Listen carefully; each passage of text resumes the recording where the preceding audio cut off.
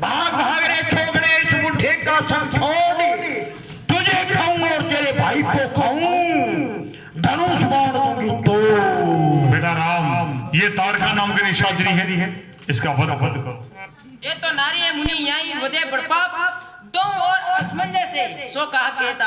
बेटा राम, तुम क्या कह रहे हो कि ये स्त्री है, अबला है, और जो वीर होते हैं, क्षत्रिय होते हैं, वे स्त्री पे हाथ नहीं उठाया करते हैं। बिल्कुल ठीक कह रहे हो तुम, परंतु स्त्री अबला नहीं है, ये सबला है। अबला वह होती है जिसके अंदर कोई बल ना हो। सबसे प्रथम बात तो यह कि ये 10,000 हाथियों का बल रखती है, और ये प्राणी जीव मात्र का भक्षण करती है, प्राणी का काल बनती है। इसलिए फिर मैं तुम्हें आज्ञा दे रहा हूँ, तुमको तो गुरु की आज्ञा है, मैं तुम्हें आज्ञा देता हूँ, इसका वध करो। ताड़क वन में रहती है, ताड़का तेरा नाम तुझे मारने को अपहुंचाए। एक ही बाण प्राण है दीना, दीन जानी के ही निज पद दीना। बेटा राम और लक्ष्मण, ताड़का को मार करके अपने मन में ये मत समझ लेना कि ये पृथ्वी निशाचरों से विहीन हो गई है। नहीं, ताड़का को मार करके निशाचरों को चुनौती देती है कि राम ताड़क वन में आ पहुंचा। अब इसके भाई भतीजे हैं जिनका नाम है मारी सुभाव, बहुत बड़े वीर है। अब मैं मेरा यज्ञ प्रारंभ करता हूँ, तुम सचेत होकर के पहरा देना। क्यों नहीं?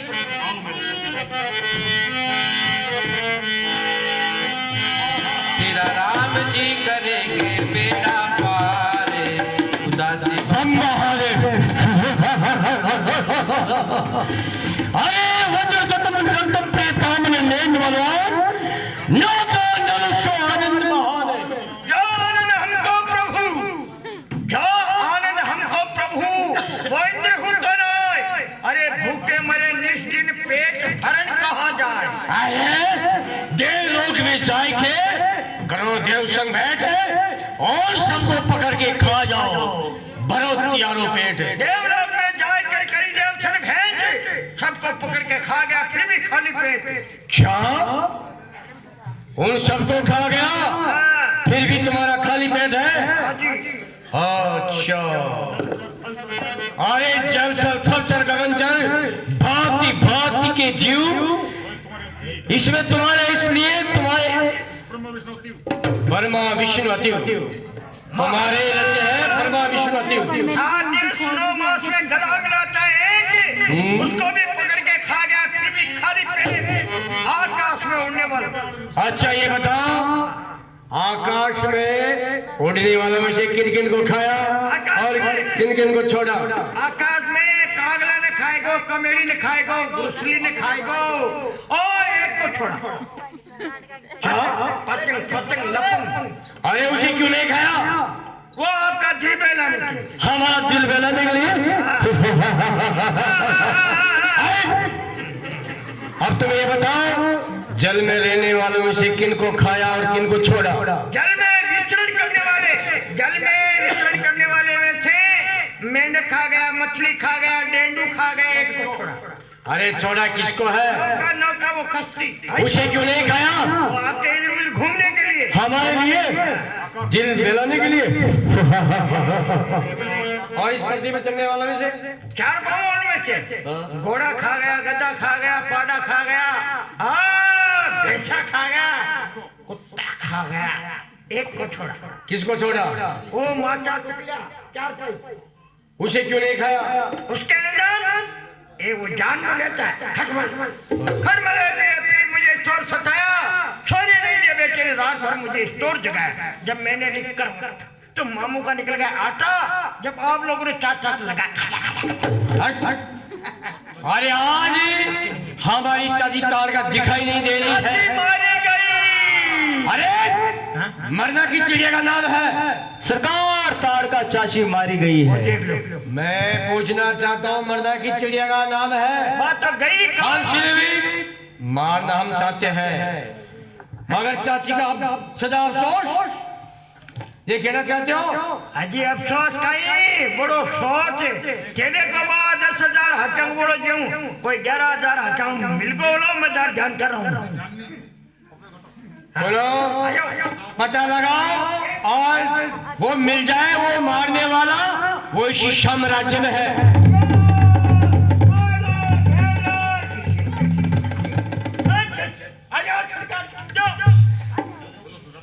अजय सरकार ओ छकराती अजय ओ विश्वामित्र कुबड़ो दो लाल ले रहे हैं। 2 लाल ही वो इनकी कान लेकर आया है। अरे बोले अरे खा क्यों नहीं गया? उन्हें हमारा नाम नहीं लिया। अजय ठाकुर नाम ले तो जाते हैं बालू मुंडा। अच्छा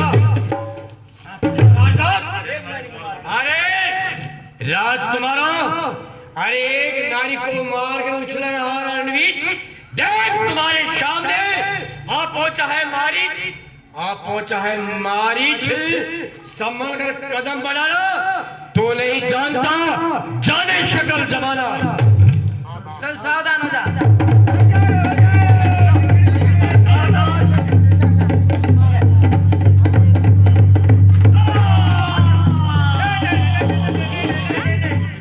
खींच के तीर मारा राम ने, विष्णु की मूर्ति घूमने लग गई मेरी नजरों के सामने।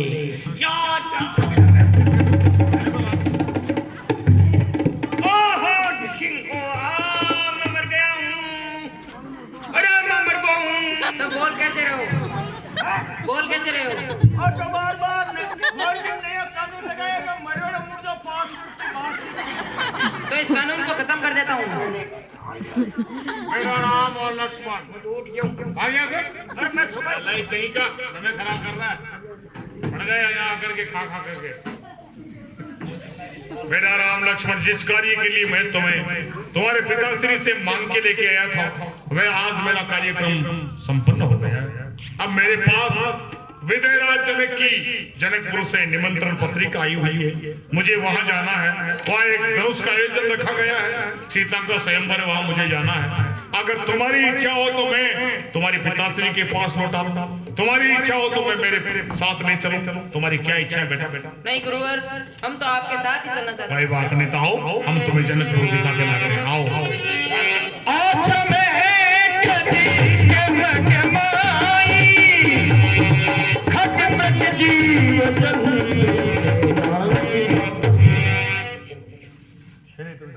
हे नहीं, इसमें जाड़ पार को मुनि आश्रम कैसो लगाई, वो चाट विलोकत ही पक्षु पक्षी पे दृष्टि पड़े कचुनाई। कोई ऋषि न तब क्यों ना ही दिख पड़े इसमें ध्रुम चाई। ऋषिराज को समझाए के ये शिला पड़ी कैसे मंगाई। हे ऋषिराज, ये पत्थर के समान आकार में जो स्त्री खड़ी है, इसको कौन है, इसको लेके आया, कहाँ से आई है, इसकी कथा कहकर समझाइए। बहुत सुंदर बेटा, बस राम बहुत प्राचीन प्रश्न पैदा कर दिया। ये जो पत्थर के आकार के अंदर तुम्हें स्त्री दिखाई दे रही है, ये वास्तविकता के अंदर स्त्री ही थी। और इसका नाम है गौतम पत्नी अहिल्या। ये अपने पति के श्राप के कारण पत्थर बन गई है। अब ये पत्थर क्यों बन गई है, मैं तुम्हें कह करके सुनाता हूं, ध्यान से सुनना है। एक समय की बात है कि देवराज की सभा के अंदर, इंद्र की सभा के अंदर एक प्रसंग पैदा हो गया कि संसार के अंदर सबसे सुंदर स्त्री है तो है कौन। सारे देवताओं से पूछा, सब देवताओं ने मना कर दिया। और चंद्रमा के पास ये प्रसंग आया तो चंद्रमा ने कह दिया कि गौतम पत्नी अहिल्या सुंदर ही नहीं अति सुंदर है। इंद्र की मति काम के वशीभूत हो गई और चंद्रमा से कहा कि गौतम ऋषि आश्रम से बाहर कब रहते हैं। तो चंद्रमा ने कहा कि मेरा पैरा रात को रहता है और रात्रि के चौथे पैर में गौतम ऋषि गंगा स्नान के लिए जाया करते हैं। तो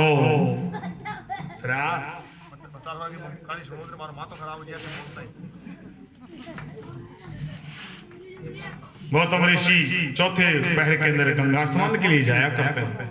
तो इंद्र ने आदेश दे दिया कि चौथे पहर के अंदर कुकुट की आवाज सुन करके जाते हैं, तुम स्वयं सूचक पक्षी बन करके चंद्रमा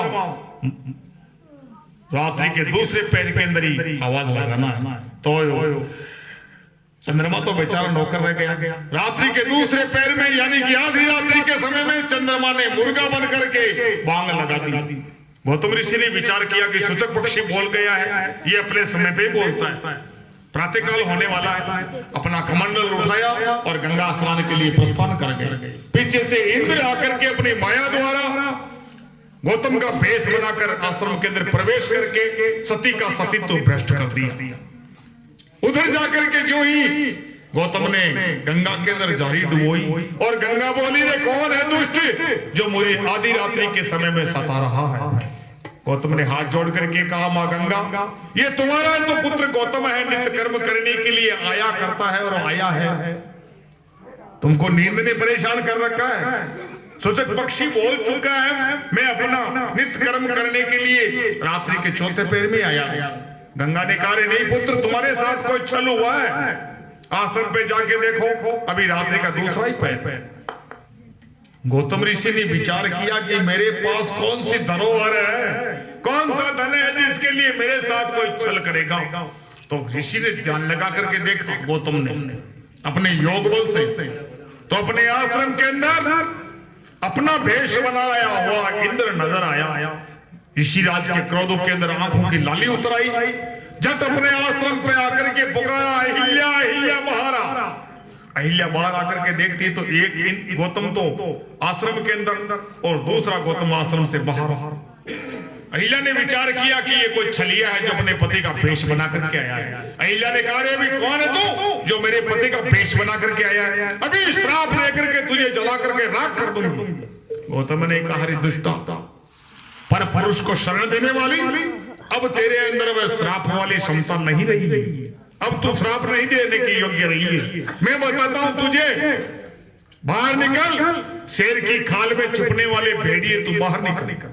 इंद्र जब अपने भेष में आकर के कहा, त्राहिमाम, मुझे क्षमा कर दो ऋषिराज। अरे दुष्ट, गौतम ने उनसे श्राप दिया कि तूने एक पग के लिए मनुष्य का रूप धारण किया है, तो जा तेरे शरीर के अंदर शस्त्र भंग हो जाएंगे। चंद्रमा से कार्य दुष्ट, तूने ऋषि पत्नी का सतीत्व भ्रष्ट करवाया है, इसके कलंक लगवाया है, तो जा तेरा मुंह हमेशा के लिए काला। अपने पुत्र सतानंद से कार्य मूर्ख की तरह सोता रहा और अपने घर को नहीं संभाल सका, तो जा मूर्ख हो जा। अपनी पुत्री अंजलि से कहा, अरे बेटी, तू तो सचेत कर देती अपनी मां को, कलंक लग गया तो जा, मैं तुझे श्राप देता हूं कि तेरे कंवारी के पुत्र हो। अहिल्या से कहा कि बोल, ये कौन है? अहिल्या कौन से शब्दों में उत्तर दे? हाथ जोड़ करके आंखें बंद करके खड़ी हो गई। तो ऋषिराज ने क्रोधावेश के अंदर श्राप दे दिया कि पत्थर की तरह खड़ी है, तो जा पत्थर हो जाओ। अब इनका उद्धार बतलाया कि त्रेता के चौथे चरण के अंदर जब विष्णु राम रूप में अवतार लेंगे, वह धनुष को तोड़ेंगे। उसके टूटने की टंकोर को सुनकर के इंद्र के जो भग है वह नेत्र रूप में बदल जाएंगे। और चंद्रमा से कार्य दुष्ट, तो क्षमा करने योग्य तो नहीं है, परंतु ब्राह्मणों के हृदय में तो दया हुआ करती है। तेरा 15 दिन तक तेज घटेगा और 15 दिन तक तेरा तेज बढ़ेगा। और भादोपति चौथ के दिन जो भी प्राणी तेरे को देख लेगा, थोड़ा कलंक उसके लग जाएगा। ऐसे धीरे धीरे तेरा कलंक कम हो जाएगा। सतानंद से कार्य पुत्र, तेरा तो कोई दोष ही नहीं है, क्रोधावेश में तुझे भी श्राप दे दिया।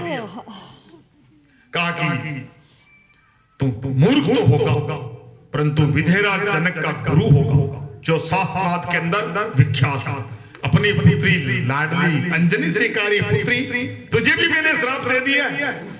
ये श्राप तो अटल है, मिथ्या नहीं हो सकता, क्योंकि ब्रह्म वाक्य जनार्दन, ब्राह्मण के मुंह से निकला हुआ वचन कभी झूठा नहीं होता। पुत्र तो तेरे कंवारी के होगा ही, बाकी दोष देने वाला इस दुनिया में कोई नहीं रहेगा। और जब तक पृथ्वी और आकाश रहेंगे, तेरे पुत्र का नाम रहेगा। अब अहिल्या से कहे, रे अहिल्या, अहिल्या कहा, वो तो पत्थर बन गई। तो फिर शांति अपने दिमाग में घुमाई, ओम शब्द कुमार कहा कि किसी का दोष नहीं है, ये अहिल्या का दोष नहीं है, न कोई इंद्र का दोष है, न कोई चंद्रमा का दोष है। दोष है तो केवल अहिल्या की सुंदरता का दोष है। ऋण करता पिता शत्रु, कर्जा करने वाला बाप अपने पुत्र के लिए शत्रु हुआ करता, क्योंकि कर्जा करके बाप तो मर गया, बाकी बेटे को देना पड़ता है, तो बाप कहां, वो तो शत्रु हो गया। ऋण करता पिता शत्रु, माता शत्रु व्यभिचारिणी, बुरे कर्म करने वाली माँ अपने पुत्र के लिए शत्रु हुआ करती है, क्योंकि उसका पुत्र कभी सर उठा के नहीं बोल सकता। ऋण करता पिता शत्रु, माता शत्रु, व्यभिचारिणी, रूपवंती भार्या शत्रु, ज्यादा सुंदरी स्त्री होना भी शत्रु के समान हुआ करती है। पुत्र शत्रु, मूर्ख बेटा भी शत्रु के समान ही हुआ करता है। तो फिर इसका उद्धार बताया कि त्रेता के चौथे चरण के अंदर विष्णु राम रूप में उतार लेंगे और वह शक्ति इधर से गुजरेगी, उनके चरणों की रज लगने से तेरा उद्धार हो जाएगा। इसलिए तुम इसके चरणों की रज लगा। तुम नारी भगवान की जय। कृपा करूं मैं नारी पावन रावण रिपुजन सुखदाई आय महाय चरणे आई मुनि चाप जो दीना अति भल कीना परम में माना एक भैलो हरि भव यही लाभ शंकर। हे महाप्रभु आपकी जय हो। मैं आपकी भक्ति भावना भजन भाव कुछ भी नहीं जानती हूँ। मैं कदम स्त्री हूँ, अपवित्र स्त्री हूँ। जो मेरे पति ने श्राप दिया बहुत अच्छा था, उस श्राप कारण आपके दर्शन कर रही हूँ। मुझे आपके चरणों की भक्ति चाहिए। दशा तुम जाओ अपने पति धाम को। जाओ, अब तुम अपने पति धाम को जाओ बेटी, जाओ। आओ मेरे बेटे, मेरे साथ आ जाओ। चले राम राम चले राम लक्ष्मणी गए जहाँ जग गंगा। ये मुनीश्वर, ये दूध के समान जल की धारा बह रही है, ये कौन इसे लेके आया है? इसकी क्या कथा है? सजाई। वत्सराम, आज तो बहुत प्राचीन प्रश्न पैदा कर रहे हो बेटा। ये जो सफेद दूध की तरह तुम्हें पानी नजर आ रहा है, ये वास्तव में ही दूध की तरह ही पानी है। और इस पानी को इस्तेमाल करने से कई बीमारियां भी चली जाती हैं और इसके अंदर स्नान करने से पाप भी धुल जाते हैं जीवन के अंदर किए हुए। इस धारा का नाम है गंगा। और तुम्हारे ही कुल में पैदा होने वाले महाराजा इस भारतवर्ष के अंदर लेकर के आए हैं। क्यों लाए हैं, कैसे लाए हैं, मैं तुम्हें कह करके सुनाता हूं।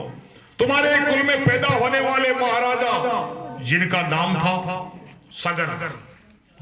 सगर राजा के 60,000 पुत्र थे और सगर राजा ने 99 अश्वमेघ यज्ञ कर लिया। और जो 100 अश्वमेघ यज्ञ कर लेता है वह इंद्र बन जाता है। तो राजा सगर ने 100वां यज्ञ प्रारंभ कर दिया। और अश्वमेघ यज्ञ का कारण यह है कि कैसे होता है, मैं तुम्हें कहता हूं। एक घोड़ा छोड़ते हैं और घोड़ा सारी दुनिया में घूमता है। घोड़े को कोई पकड़ने वाला नहीं रहता है, घोड़ा वापस घूम करके आ जाता है, तब जाकर के यज्ञ शुरू होता है।